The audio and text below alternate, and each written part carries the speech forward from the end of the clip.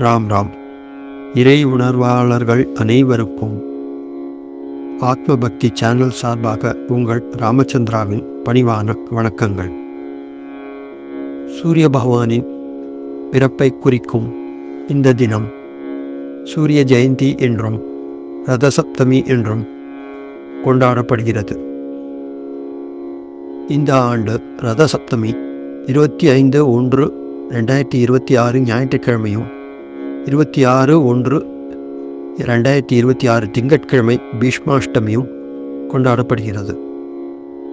ரதசப்தமி என்பது சக வருஷம் தமிழ் மாதமான மாக மாதம் சுக்லபட்சத்தில் சப்தமி திதி அன்று வரும் ஒரு இந்து பண்டிகையாகும். சூரிய பகவானுக்கு அர்ப்பணிக்கப்பட்ட இந்த ரதசப்தமி விழாவை அனைத்து இந்து மக்களும் தங்கள் வீடுகளிலும் இந்தியா முழுவதும் எண்ணற்ற கோயில்களிலும் கொண்டாடுகிறார்கள். சூரிய வழிபாடு இந்து மதத்தின் வேதங்களில் ஆழமாக வேரூன்றியுள்ளது. மேலும் அதன் தொன்மை சீனா, எகிப்து மற்றும் பல உலக நாடுகளின் புராணங்களுடன் தொடர்புடையது. கஷ்யப்ப முனிவருக்கும் அதிதி தேவிக்கும் பிறந்தவரே சூரிய பகவான். அவர் பிறந்த தினத்தை சூரிய ஜெயந்தியாக நாம் கொண்டாடுகிறோம்.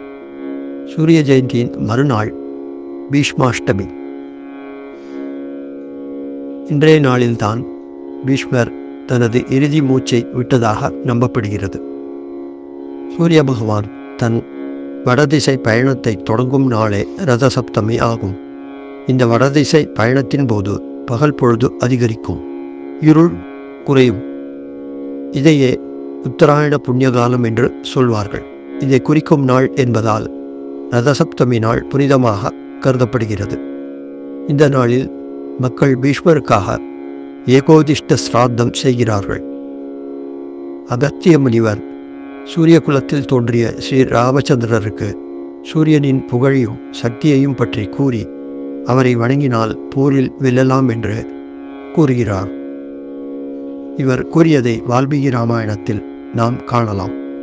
ஸ்ரீராமர் சூரிய பகவானை நோக்கி ஆதித்ய ஹிருதயம் ஸ்லோகத்தை சொல்லி பிறகுதான் ராவணனை வென்றார். பிரகாசமான தேஜோ மண்டலத்தின் மத்தியில் விளங்கும் சூரிய பகவான் உலகமனைத்திலும் பரவியுள்ள இருளை போக்கி தன் ஒளியின் வாயிலாக அருள்பாலிக்க காலஸ்வரூபமாக விளங்கும் தன் ரதத்தில் ஏறி வருகிறார்.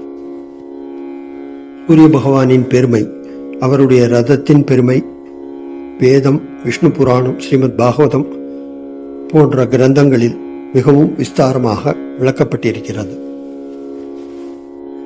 இவ்வளவு சிறப்புகளை பெற்ற இந்த ரதசப்தமி நாளில் சூரிய பகவானுக்கு அர்க்கியம் விடுதல், சூரிய பூஜை செய்தல், ஆதித்ய ஹிருதயம், சூரிய காயத்ரி, சூர்யாஷ்டகம், சூரிய சகசிரநாமம் போன்ற ஸ்லோகங்களை சொல்லி சூரிய பகவானுக்கு நமஸ்காரம் செய்து நாம் வழிபடலாம். உபனிஷத்துகள் உள்ளிட்ட வேதங்கள், ராமாயணம், மகாபாரதம் போன்ற இதிகாசங்கள், ஸ்மிருதிகள், புராணங்கள், மகரிஷிகள், பிற்காலத்தில் தோன்றிய கவி சிரேஷ்டர்கள் போன்ற பலராலும் உபாசிக்கப்பட்டு துதிக்கப்பட்ட தெய்வம் சூரிய பகவான். சூரிய பகவான் ஒருவரே நம் கண்ணுக்கு புலப்படும் பிரத்யக்ஷ தெய்வம். மற்ற தெய்வங்களை நிரூபித்து காட்டுவது கடினம். ரதசப்தமியை மிகவும் விமர்சையாக கொண்டாடும் சூரிய கோவில்கள் நம் பாரத தேசம் முழுவதும் உள்ளன. ஒரிசாவின் கொனார்க்கில் உள்ள சூரியனார் கோவில் மிகவும் பிரபலமானதாகும். கொனார்க்கை தவிர ஒரிசாவில் கஞ்சம் மாவட்டம் புகுடாவில் உள்ள மற்றொரு சூரிய கோவில் பிரஞ்சி நாராயணர் கோவில், குஜராத்தின் மோதேரா, ஆந்திராவில் அரசவல்லி மற்றும் திருமலை, கர்நாடகாவில் ஸ்ரீரங்கப்பட்டினம் மற்றும் மேல்கோட்டை, தமிழ்நாடு மற்றும் அசாமில் உள்ள நவகிரக கோயில்கள், ஸ்ரீரங்கம் போன்ற சில முக்கியமான வைணவ கோயில்களிலும் ரதசப்தமி முக்கியமான பண்டிகையாக கொண்டாடப்படுகிறது. ரதசப்தமி அன்று சூரிய உதயத்திற்கு முன்பே அருணோதய காலத்தில் எழுந்து குளிக்க வேண்டும். அன்றைய தினம் முக்கியமாக 7 இயற்கை இலைகளை தலையில் 1, தோள்களில் 2, முழங்கால்களில் 2 மற்றும் கால்களில் 2 வைத்து குளிக்க வேண்டும். குளிக்கும்போது 3 முறை சப்த சப்த மகாசப்த சப்தத்வீப வசுந்தர சப்த அர்க்க பரமதார சப்தமி ரத சப்தமி என்ற மந்திரம் சொல்லி குளிக்க வேண்டும். இது முக்கியமாக தமிழ்நாட்டில் பின்பற்றப்படுகிறது.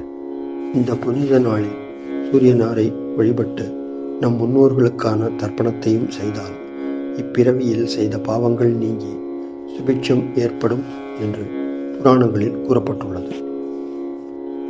சூரிய பகவானை ரதசப்தமி நாளில் பூஜித்து வழிபட்டால் நமது 7 ஜென்ம பாவமும் விலகிவிடும் என்கிறது புராணங்கள். அடுத்தடுத்து 7 தலைமுறையினரும் சீரும் சிறப்புமாக வாழ்வார்கள். ரதசப்தமி நன்னாளில் சூரிய உதயத்தின் போது கிழக்கு பார்த்தபடி நீராடுங்கள். வாழ்வில் ஒளிமயமான எதிர்காலம் நிச்சயம் பெறுவீர்கள். அந்த நாளில் செய்யப்படுகிற தான தர்மங்கள் 100 மடங்கு புண்ணியங்களை சேர்க்கும். சூரிய வழிபாட்டின் பலன்கள். சூரியனாருக்கு உகந்த தானியம் கோதுமை. எனவே நைவேத்தியத்தில் கோதுமை உணவு இருப்பது நல்லது. அவருக்கு பிடித்த செந்தாமரை மற்றும் செந்நிற மலர்களால் அர்ச்சித்து அவரை வழிபடுவது விசேஷம். ஆலயங்களுக்கு சென்று சூரிய பகவானுக்கு சிகப்பு நிற வஸ்திரம் வழங்கி தரிசித்தால் நமது பாவங்கள் அனைத்தும் பறந்தோடிவிடும்.